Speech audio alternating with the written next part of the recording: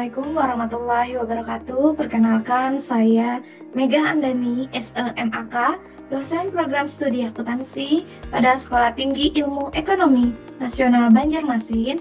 Pada kesempatan kali ini, saya akan mengikuti penyertaan diri dosen dalam unjuk kerja Tridharma Perguruan Tinggi bidang pengajaran pada sertifikasi dosen 2025 dengan mata kuliah pengantar akuntansi 1. Pernyataan diri dosen dalam unjuk kerja Tridharma Perguruan Tinggi memaparkan yang pertama deskripsi mata kuliah, yang kedua CPL dan CPMK, yang ketiga pemateri pembelajaran, yang keempat sistem pembelajaran dan metode pembelajaran, yang kelima media dan sumber pembelajaran, yang keenam sistem penilaian mata kuliah, yang ketujuh video pembelajaran. Mata kuliah ini yaitu yang saya ampuh pengantar akuntansi 1 dengan kode EKO 0107 bobot 3 SKS. Mata kuliah ini merupakan mata kuliah wajib yang diikuti oleh mahasiswa di semester 1. Deskripsi mata kuliah yang pertama membahas konsep dasar akuntansi, persamaan dasar akuntansi, siklus akuntansi, dan penerapannya dalam pencatatan transaksi keuangan. Materi mencakup pengenalan akuntansi dan profesi akuntan, persamaan akuntansi, analisis transaksi, pencatatan dalam jurnal umum, posting ke buku besar, penyusunan raja saldo, jurnal penyesuaian, penyusunan laporan keuangan dasar berupa laporan laba rugi, laporan perubahan modal, dan neraca, serta jurnal penutup dan jurnal balik. Mata kuliah ini bertujuan membekali mahasiswa dengan pemahaman dan keterampilan dasar akuntansi sebagai landasan untuk mata kuliah lanjutan di bidang akuntansi keuangan dan akuntansi lainnya. Capaian pembelajaran lulusan yang pertama, menguasai konsep teoritis bidang akuntansi secara umum dan konsep teoritis bagian khusus dalam bidang akuntansi secara mendalam. Yang kedua, mampu melakukan pencatatan dan penyusunan laporan keuangan sesuai standar akuntansi yang berlaku. Yang ketiga, mampu menganalisis transaksi bisnis dan dampaknya terhadap laporan keuangan. Yang keempat, mampu menyelesaikan pekerjaan akuntansi berdasarkan prosedur dan prinsip akuntansi dengan penuh tanggung jawab. Yang kelima, mampu mengkomunikasikan pemikiran dan hasil pekerjaan akuntansi kepada pihak terkait secara jelas baik lisan maupun tulisan. Capaian pembelajaran mata kuliah yaitu CPMK yang pertama, mahasiswa mampu menjelaskan konsep dasar akuntansi dan peran akuntansi dalam bisnis serta kehidupan sehari-hari. Yang kedua, mahasiswa mampu menjelaskan siklus akuntansi secara keseluruhan. Yang ketiga, mahasiswa mampu mencatat transaksi ke dalam jurnal umum dan memposting ke buku besar dengan benar. Yang keempat, mahasiswa mampu menyusun raca saldo dan laporan keuangan sederhana secara tepat. Sistem pengajaran yaitu delivery, interaction, dan assessment. Pemaparan materi melalui ceramah interaktif, tutorial, dan simulasi, pengisian worksheet, tugas mandiri ataupun tugas kelompok, kemudian diskusi, kuis, UTS, dan UAS. Materi pembelajaran terdiri dari 14 kali pertemuan, kemudian ada UTS dan final test. Media atau sarana pembelajaran terdiri dari grup WhatsApp, ini untuk mendiskusikan materi pembelajaran di luar kampus mengenai materi-materi yang masih perlu didiskusikan. Kemudian untuk Google Classroom, ini kita gunakan sebagai media pengumpulan tugas secara online. Bobot penilaian terdiri dari kehadiran 10%, tugas yaitu ada tugas individu, kemudian tugas kelompok sebesar 20%, kemudian UTS 30%, dan UAS 40%. Setiap kali akhir semester, mahasiswa memberikan feedback dan insight terkait dengan materi perkuliahan, kemudian diposting pada media sosial, kemudian ditandai dengan akun medsos saya, yaitu Mega Andani 18. Berikut ini video pembelajaran yang dapat kita saksikan. Assalamualaikum warahmatullahi wabarakatuh. Waalaikumsalam warahmatullahi wabarakatuh. Selamat pagi, salam sejahtera untuk kita semua. Pada hari ini kita memasuki perkuliahan pengantar akuntansi 1 di pertemuan ketiga. Oke, sebelum memulai perkuliahan, kita berdoa dahulu. Semoga ilmu yang kita pelajari bermanfaat berkah. Berdoa mulai. Amin. Berdoa selesai. Baik, untuk pertemuan ketiga hari ini kita akan memasuki mata kuliah materinya dengan persamaan akuntansi. Oke. Metode pembelajaran yang akan Ibu terapkan pada perkuliahan kita yaitu ceramah, kemudian kita ada diskusi, ada tanya jawab, dan ada tugas mandiri mahasiswa. Materi ini setelah kita pelajari akan mendapatkan pemahaman tentang transaksi bisnis, kemudian menguraikan nama akun, dan yang ketiga membuat persamaan akuntansi dan menjelaskan persamaan transaksi tersebut. Apa yang dimaksud dengan transaksi? Kalian pernah bertransaksi tidak? Pernah. Transaksinya ada di mana? Di jalan pasar. Di pasar? Kampus. Di kampus? Di minimarket? Oke. Nah, itu adalah transaksi usaha. Apa yang dimaksud dengan transaksi usaha? Adalah kejadian atau situasi yang mempengaruhi posisi keuangan perusahaan. Nah, artinya apa? Dengan adanya kalian bertransaksi, maka berubahlah jumlah atau komposisi persamaan dari kekayaan dan sumber pembelanjaan. Baik. Nah, ini adalah konsep utama dari persamaan akuntansi. Posisi keuangan itu memiliki dua posisi yang terpisah. Yang pertama di sisi sini ada namanya aktiva, ya. Ini bagian sini ada aktiva sama dengan liabilitas ditambah ekuitas. Nah, sisi ini adalah sisi pendanaan. Jadi aktiva kita didapat dari hutang, bisa ke bank ya. Nah, atau kemana lagi? Kita bisa hutang kemana? Ke perusahaan atau operasi yang macam-macam ya. Dan itu adalah hutang atau liabilitas. Nah, kemudian ekuitas di sini disebutkan sebagai modal yang kita setorkan ke dalam perusahaan. Nah, salah satu contohnya, ketika kalian bertransaksi, maka ada namanya nilai transaksi. Bisa kita lihat ilustrasinya. Di sini ada apa? Mesin cuci. Nah, nilai transaksi pembelian mesin cuci ini akan diukur dengan satuan uang. Berarti satuan uangnya apa di Indonesia? Rupiah. Berapa dia membeli? 2.500.000. Sehingga nilai transaksinya ini adalah 2.500.000. Ya. Nah, kemudian kita akan mengenal apa itu nama akun, ya. Karena tadi sesuai pertemuan ini nanti akan kita memahami tentang akun, ya, atau nama-namanya. Di sini ada contohnya apa nih? Gambar apa saya? Kas. Ada uang, ya. Itu akunnya kalau uang itu kas dan perusahaan. Kemudian ada apa lagi nih? Peralatan. Contohnya di perusahaan laundry. Kalau di perusahaan bengkel apa peralatannya? Kompresor. Oke. Kemudian ada perlengkapan. Di sini ada sabun, ada sikat, ada pewangi. Ini untuk di laundry, ya. Laundry. Kalau di perusahaan bengkel, kalau laki-lakinya apa? Oli. Oke. Obeng, boleh. Nah, itu adalah nama akun ya, kelompok dari aktiva, dari aset perusahaan atau harta perusahaan. Kemudian ada yang namanya apa nih? Gedung. Nah, gedung juga termasuk dalam aset perusahaan. Kalau nggak ada gedungnya nggak bisa berusaha ya, atau nggak ada tempat berusaha. Nah, kemudian ada apa lagi? Tanah. Tanah juga masuk ke dalam aktiva atau aset.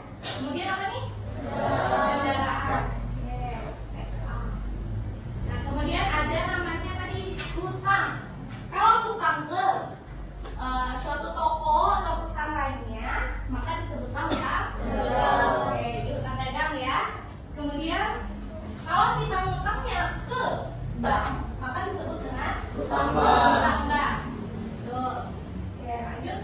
adalah yang terakhir di sisi sini modal. Artinya apa tadi kita sebut? Modal dari mana sumbernya? Dari uang perusahaan yang kita tanamkan. Oke. Kemudian ada nama akun yang berkaitan dengan beban bunga. Kenapa ada beban bunga? Karena kita telah pinjam uang ke bank. Terus ada apa lagi? Kita listrik, perlu listrik nggak? Perlu untuk menerangi, ya. Sehingga ada namanya disebut beban listrik untuk operasional perusahaan. Terus ada namanya nih, pegawainya perlu apa nih? Dapat gaji. Dapat gaji. Berarti akunnya nanti kita sebut sebagai beban gaji. Terus ada beban air, ada beban internet, ya. Karena sekarang kita fokus sekali dengan internet, ya. Nah, setelah kita punya usaha, nanti ada pembeli, ya, atau pelanggan, ada konsumen. Nah, setelah konsumen membayar ke tempat kita atas menerima jasa atau dagangan kita dibeli oleh pembeli, maka akan disebut dengan perusahaan jasa. Kalau perusahaan jasa, kalau perusahaan dagang maka penjualan. Nah, di sini ada gambar lagi sampingnya. Prime. Apa itu prime? Pengambilan uang pribadi. Jadi seorang pemilik perusahaan boleh ngambil uang. Karena akunnya adalah ya. Oke, kita lanjut. Nah, ini adalah ilustrasi transaksi. Kenapa? Karena kita harus tahu bagaimana nanti penerapannya untuk persamaan akuntansi. Ya. Contohnya di sini ada Tuan Davi memiliki perusahaan jasa untuk pengantaran barang. Ya. Namanya apa? Davi Cargo. Davi Cargo. Transaksinya sebagai berikut. Nah, kita berdiri satu-satu. Yang pertama, Tuan Davi menyetor modal sebesar 40.000 ke dalam perusahaan Davi Cargo. Nah, sehingga nanti apa yang memunculkan dalam posisi persamaan akuntansi? Yang pertama ada aset sama dengan hutang plus modal, atau di sini hutang bisa disebut dengan liabilitas. Kemudian kalau modal apa? Ekuitas. Oke. Asetnya nilainya 40.000, modalnya juga 40.000. Sama tidak? Sama dengan tidak? Sama ya, balance ya. Oke, kemudian apa lagi? Yang B.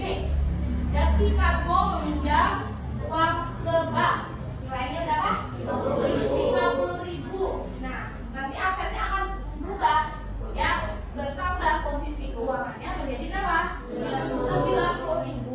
Kemudian hutangnya jadi 50, modalnya 40, ya. Nah, kemudian poin C.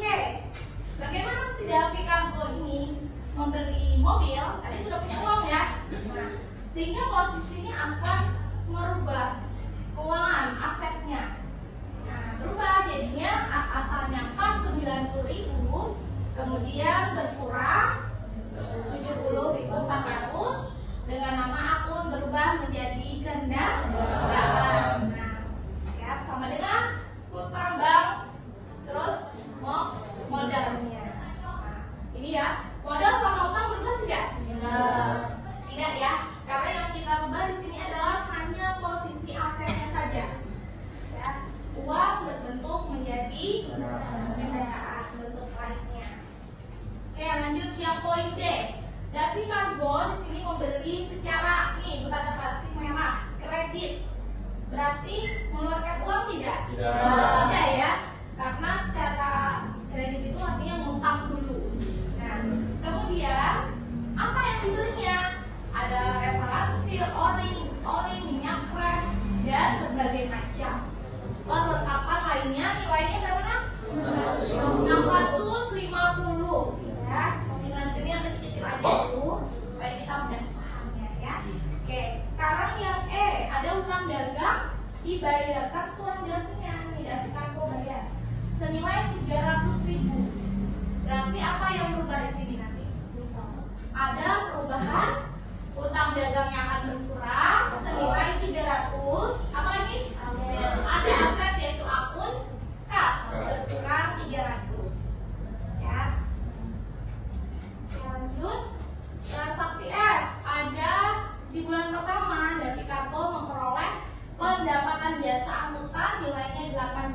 diterima secara tunai. Berarti dia dapat apa di sini? Dapat uang, dapat uang atas pendapatan biasanya. Kemudian modalnya kan bertambah tidak? Bertambah ya, karena ada pendapatan tadi. Oke, baik. Nah, sekarang ilustrasi transaksi beban.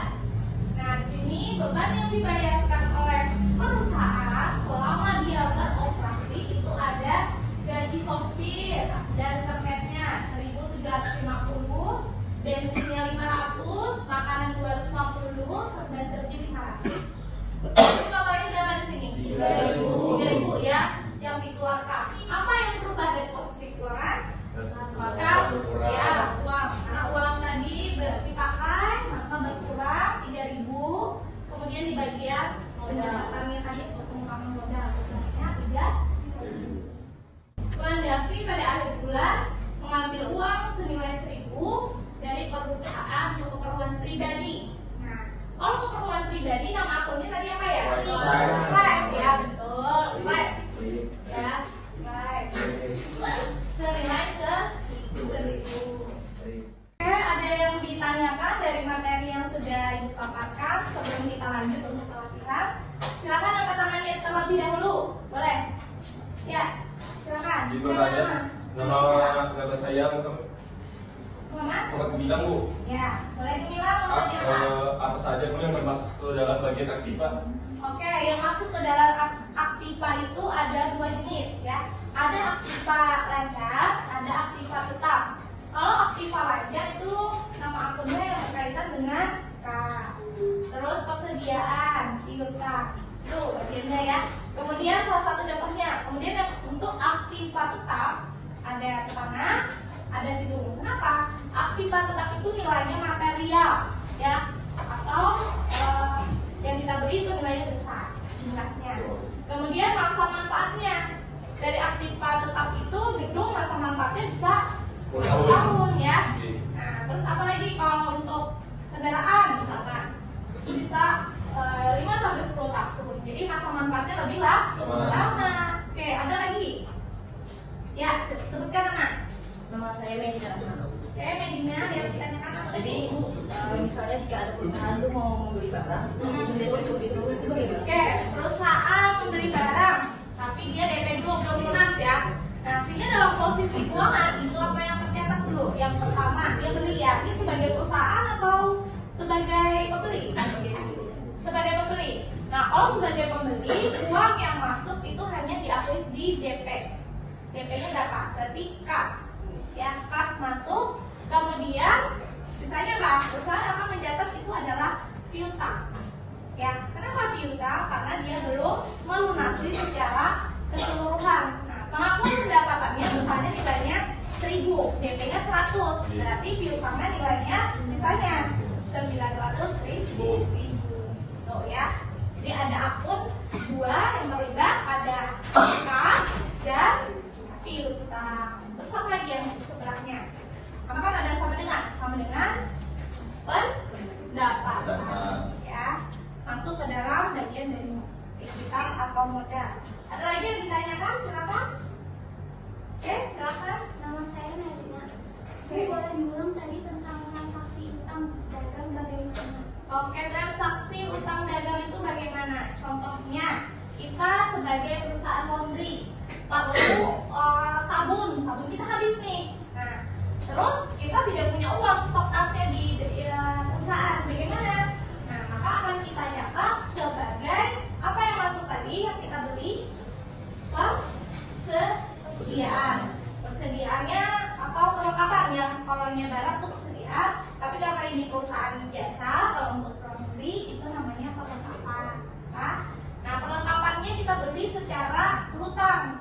Ya, maka yang muncul akunnya namanya itu sisi sebelah sini, sisi aktifnya perlengkapan, kemudian sama dengan apa? Utang dagang. Nah, jadi asetnya muncul, utangnya juga muncul. Oke, kita lanjut untuk latihan, sesi latihan ya. Kalian Ibu minta menjawab dari soal latihan 3.1 di sini contohnya ada perusahaan Alia ya berkaitan dengan salon. Nah, salon bagian dari perusahaan jasa. Jadi kita belajar yang untuk jasa dulu ya. Nah, ada beberapa transaksi dari sini dari poin A sampai poin J. Nanti kalian boleh maju siapa yang bersedia menjawab.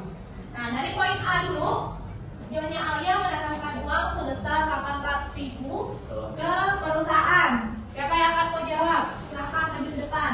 Nah, ini kita bikin posisinya. Tunggu, bilang.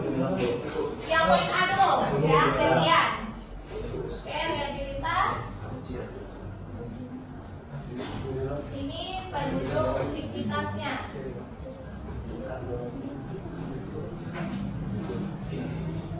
Nah, di sini bagian A 5 terdiri dari apa aja nanti kasus yang kita bikin.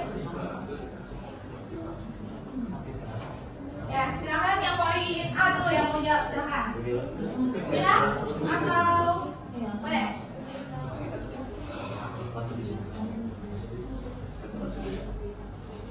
Berarti masuk mana tuh poinnya? Yang pertama. Ya, masuk bekas. Pasangannya sama dengan apa persamaannya? Ya, betul. Ya, iya. Poin A. Poin A 800.000. Nah, tulis kas.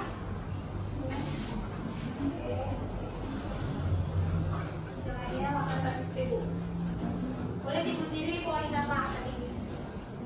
Boleh kasih info itu A, keterangannya aja Pak ini ya. Terus pasangannya dalam persamaan akuntansi itu ada ini ya, selalu balance atau seimbang. Oke. Ya betul ya, jadi kas nilainya 800, kemudian ekuitasnya itu masuk ke 800 juga. Jadi harus seimbang, setiap transaksi itu harus seimbang antara aktiva sama dengan liabilitas plus ekuitas. Oke, ada lagi yang mau maju poin B, silakan. Kanan. Ya. Gantian ya. Poin B, apa informasinya? Menerima pinjaman dari bank BTN yang besar 750.000. Apa yang pertama? Oke, bagian kas dan ya, tambah.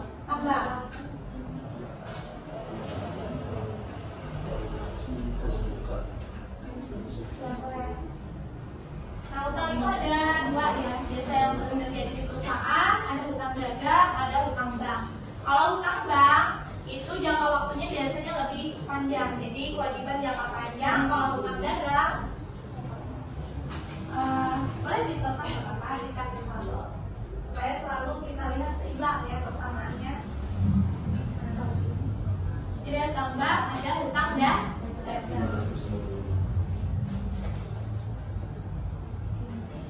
Terus transaksinya lagi, siapa yang mau jawab? Silakan.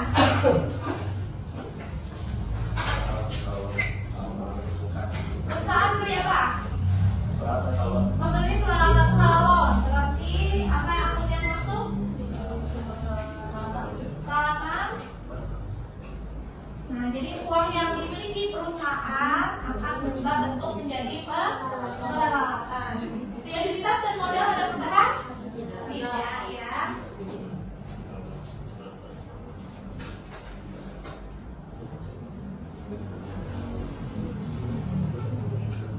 Ya, saldonya jadi berapa tuh?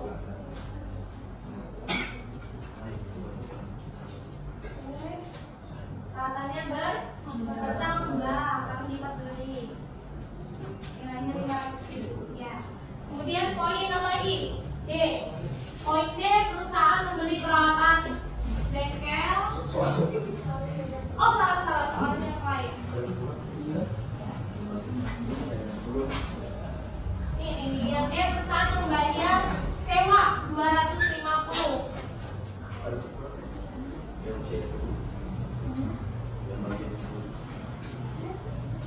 Kasih penjelasannya. Iya, karena kasih yang berubah. Modalnya berubah nggak? Ada kan ini tetap sama sebutan 50, ini yang berubah ini hanya sisi aktifannya aja. Ya, utangnya berubah, ya, modalnya berubah. Nah, yang berubah ini hanya di sini bagian aktiva, ya. 1.050.000 ditambah 500 tetap jadinya saldonya 1.550.000, cuma dalam bentuk peralatan satu, yang satunya kasnya tersisa. Yang bagian sini tidak ada perubahan. Oke, selanjutnya nanti kalian kerjakan ya tugas yang belum kita catat tadi yang sudah didiskusikan, kalian lengkapi ya di rumah minggu depan. Jangan lupa dikumpulkan. Minggu depan kita ketemu lagi di pertemuan keempat. Baik, berakhirnya materi kita ada diskusi setelah latihan di kelas. Kita cukupkan perkuliahan kita. Apa ada yang ditanyakan lagi? Sudah cukup? Oke, baik. Terima kasih atas kehadiran mahasiswa-mahasiswi di pertemuan ketiga ini yang membahas tentang persamaan akuntansi. Salah hilang, mohon maaf. Ibu akhiri. Assalamualaikum warahmatullahi wabarakatuh. Waalaikumsalam warahmatullahi wabarakatuh. Video ini merupakan salah satu syarat penyusunan dokumen pernyataan diri dosen dalam unjuk kerja perguruan tinggi atau PDD UK TPT. Semoga menjadi pertimbangan baik dalam pengajuan sertifikasi dosen tahun 2025. Demikian video yang saya buat. Terima kasih. Assalamualaikum warahmatullahi wabarakatuh.